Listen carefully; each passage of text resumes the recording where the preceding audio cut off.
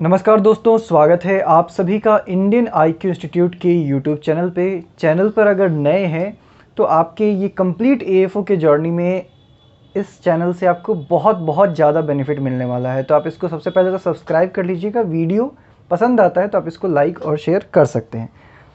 आज का ये जो टॉपिक है वो इम्पॉर्टेंट टॉपिक है, क्योंकि इस टाइम पे बहुत सारे सवाल बच्चों के आ रहे हैं कि सर बैंक का प्रेफरेंस कैसे डालें, क्या इससे कोई बेनिफिट होता है। प्रेफरेंस से रिलेटेड बहुत मन में डाउट चल रहा है। पिछले ही वीडियो में इसको मैं इंक्लूड कर सकता था, लेकिन एक ये ऐसा टॉपिक है ना कि अपने आप में थोड़ा सा आपको समझाना ज़रूरी होता है, तो इसको मैंने अलग से यहाँ पर आपको बताया है। अब चाहे आप एग्रीकल्चर फील्ड ऑफिसर के लिए कर रहे हो या दूसरे किसी भी स्पेशलिस्ट ऑफिसर के लिए आप अप्लाई करने जा रहे हो, तो एक बार कॉन्सेप्ट समझ लीजिएगा कि जो आप बैंक का प्रेफरेंस देना होता है उसका क्या मीनिंग है। सबसे पहले तो मिसकंसेप्शन बहुत ही ज़्यादा है एक्चुअली। सबसे पहला मिसकंसेप्शन ये है कि जिन बैंक के वैकेंसी जीरो हैं, क्या उनको हमें उनको अपने प्रेफरेंस में नहीं डालना चाहिए। ज़्यादातर बच्चे ये सोचते हैं कि जीरो है तो इसको डालकर कोई फ़ायदा नहीं है, या जिनका नॉट रिपोर्टेड है उसको लेकर भी बहुत ज़्यादा कन्फ्यूजन है, या ये लगता है कि जिसने बहुत ज़्यादा वैकेंसी दे दिया है, जैसे किसी बैंक ने अगर 400 वैकेंसी दे दिया है तो क्या उसको ही फर्स्ट प्रेफरेंस रखना चाहिए। इस तरीके से मन में कई तरह के डाउट चल रहे होते हैं। तो इन सब को समझिएगा, ऐसा बिल्कुल भी नहीं है कि जिस बैंक ने सबसे ज़्यादा वैकेंसी दे दिया है उसको आप अगर ऊपर रखेंगे तभी आपका उसमें सिलेक्शन होगा या आपका जॉब मिलने का चांस बढ़ जाता है किसी न किसी तरीके से। ये सब बिल्कुल बेबुनियाद बातें हैं। और अगर किसी ने अपना वैकेंसी नहीं दिया है या बहुत कम दिया है या ज़ीरो है बिल्कुल, तो आपको उसको भी नहीं छोड़ना है। उसको डालने से आपके ऊपर किसी तरह का कोई नेगेटिव इम्पैक्ट नहीं पड़ता है। ये सब चीज़ थोड़ा सा समझिएगा इस चीज़ को। इससे कोई भी नेगेटिव इम्पैक्ट बिल्कुल भी नहीं पड़ता है। एक और चीज़ चलता है कि हम अगर जिसमें जीरो वैकेंसी है अगर उसको भी हम प्रेफरेंस दे देते हैं, आगे हमसे इंटरव्यू में अगर पूछा जाएगा तो हम क्या जवाब देंगे। तो देखिए, इंटरव्यू में ऐसा कोई भी सवाल आपसे नहीं किया जाएगा। रेयर चांस होता है जब आपके पैनल मेंबर के पास खूब सारा समय होता है, जो कि बहुत ही रेयरली उनके पास होता है, कि आपसे इस तरह के बेकार की बातें वो आपसे पूछेंगे। इस पर चर्चा बहुत ही किसी पैनल में ऐसा देखा गया है कि कभी कभार ऐसा पूछ लिया गया हो, बट ये बहुत रेयर चांस होता है। इन केस अगर पूछा भी जाता है तो इंटरव्यू के टाइम पे मैं आपको बहुत अच्छे से प्रिपेयर करवा दूंगा। उसके लिए आपको बिल्कुल निश्चिंत रहने की ज़रूरत है। इसमें आपने कोई बड़ा पाप नहीं कर लिया है कि अगर किसी बैंक में वैकेंसी रिपोर्ट नहीं की गई है या बाद में रिपोर्ट किया जाएगा तो हम उसको डालें नहीं डालें। ये सब कोई मिस्टेक वाली बात नहीं है। इसमें कोई कन्फ्यूज़न वाली बात भी नहीं होना चाहिए। ये कोई गलती नहीं है, आप ये कोई गलत काम नहीं कर रहे हैं, तो इसको लेकर बिल्कुल निश्चिंत हो जाइए। दूसरी बात, यहाँ कोई ऐसा रैंक सिस्टम नहीं है कि टॉप रैंकर होगा उसको पीएनबी या बैंक ऑफ बड़ौदा मिल जाएगा। ऐसा भी कुछ नहीं है कि आपके बहुत अच्छे मार्क्स आएंगे तो आपको पीएनबी मिल जाएंगे। नहीं, आप जैसा प्रेफरेंस डालोगे उसके अकॉर्डिंग आपको बैंक अलॉट किया जाएगा। अब यहाँ इंपॉर्टेंट क्यों हो जाता है बताना, वो समझिएगा। कई ऐसे स्टूडेंट होते हैं जो फीमेल कैंडिडेट हैं, ठीक है। फीमेल कैंडिडेट के लिए अक्सर बहुत मुश्किल हो जाता है। जैसे हमारे पिछले बैच के बहुत सारे ऐसे बच्चे हैं जो अभी एएफओ बन के, नॉर्थ इंडिया के बच्चे हैं, बिहार के, यूपी के बच्चे हैं, वो अभी कहाँ पोस्टेड हैं, आंध्रा में पोस्टेड हैं, या साउथ के किसी दूसरे डिस्ट्रिक्ट में पोस्टेड है।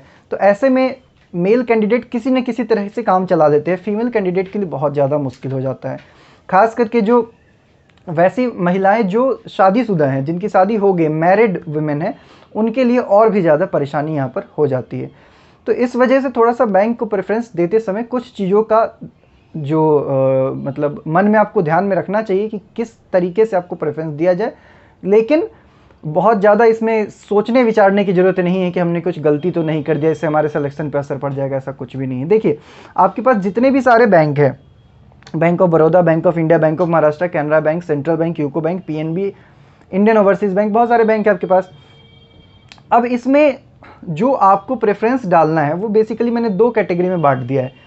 एक वैसे स्टूडेंट जो नॉर्थ या मान लीजिए कि वेस्टर्न साइड से हैं या सेंट्रल इंडिया से हैं, उन लोगों के लिए हो गया। और एक हो गया जितने भी साउथ वाले पोर्शन हो गए, या आपके उड़ीसा को भी आप इंक्लूड कर लीजिए, तमिलनाडु को इंक्लूड कर लीजिए, आंध्र प्रदेश को ले लीजिए, केरल, इस वाले साइड के लिए भी मैंने अलग से यहाँ पे बता दिया है आपको। तो आप समझिएगा बात को। सबसे पहला काम तो ये करना है कि सेंट्रल बैंक और यूको बैंक, इसको एकदम लास्ट में प्रेफरेंस देना है। आप चाहे नॉर्थ से हो, चाहे साउथ से हो, कहीं से भी हो, सेंट्रल बैंक और यूको बैंक को लास्ट में प्रेफरेंस दीजिएगा। रीज़न बहुत ही ऑब्वियस है, मैं यहाँ खुल के कुछ आपको नहीं बताना चाहता हूँ, पर आप सभी अवेयर हैं इस बात को लेकर, तो इसमें हमें बहुत ज़्यादा चर्चा करने की ज़रूरत नहीं है। कुछ चीज़ें हैं जो कुछ टाइम के लिए टाल दी गई, हो सकता है साल 2 साल 3 साल के लिए टाल दी गई है, लेकिन हो सकता है, पॉसिबिलिटी है कि उसको आगे किया जाएगा। उस पर अभी हम चर्चा नहीं करेंगे, लेकिन आप खुद अपने लेवल पे इसको रिसर्च कर सकते हैं मैं किस बारे में बात कर रहा हूँ। यहाँ पर इस तरीके की बात इसलिए नहीं करूँगा क्योंकि अभी ऐसा कुछ डिसीजन नहीं लिया गया है, आप सभी समझ रहे हैं मेरी बात को। तो यूको बैंक है, सेंट्रल बैंक है, इसको थोड़ा सा पीछे ही प्रेफरेंस रखिएगा, हो सके तो आप अपने प्रेफरेंस में लास्ट में रखिएगा इस चीज़ को।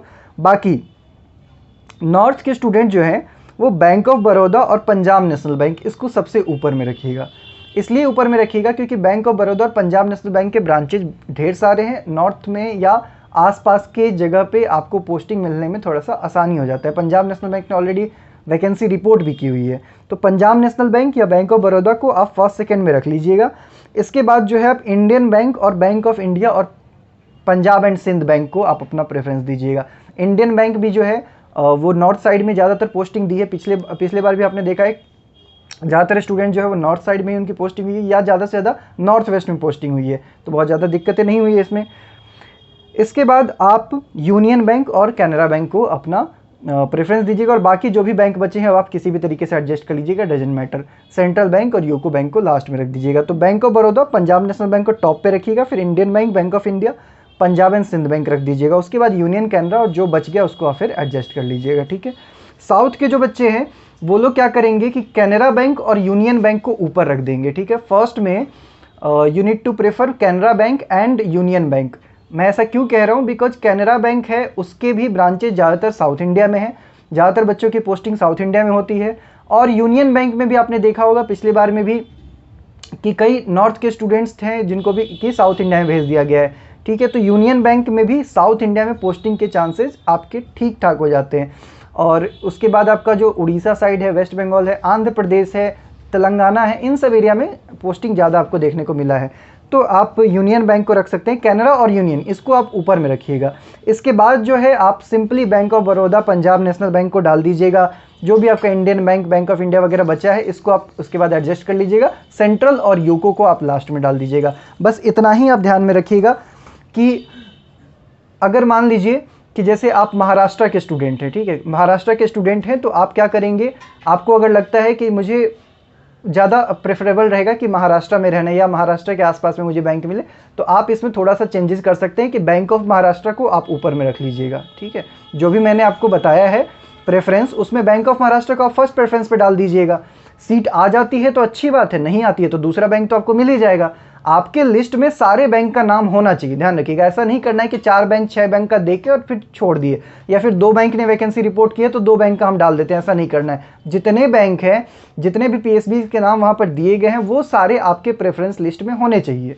आप पंजाब के स्टूडेंट हैं तो पीएनबी और पंजाब एंड सिंध बैंक को ऊपर डाल दीजिए। आप महाराष्ट्र के हैं तो बैंक ऑफ महाराष्ट्र को आप ऊपर डाल दीजिए, ठीक है। पर आप वेस्ट बंगाल से हैं तो फिर यूको बैंक को ऊपर डालने की ज़रूरत नहीं है, इस चीज़ का थोड़ा सा ध्यान रखिएगा, ठीक है। और बाकी बस इसी प्रेफरेंस में आप अपना फॉर्म फिल करिए।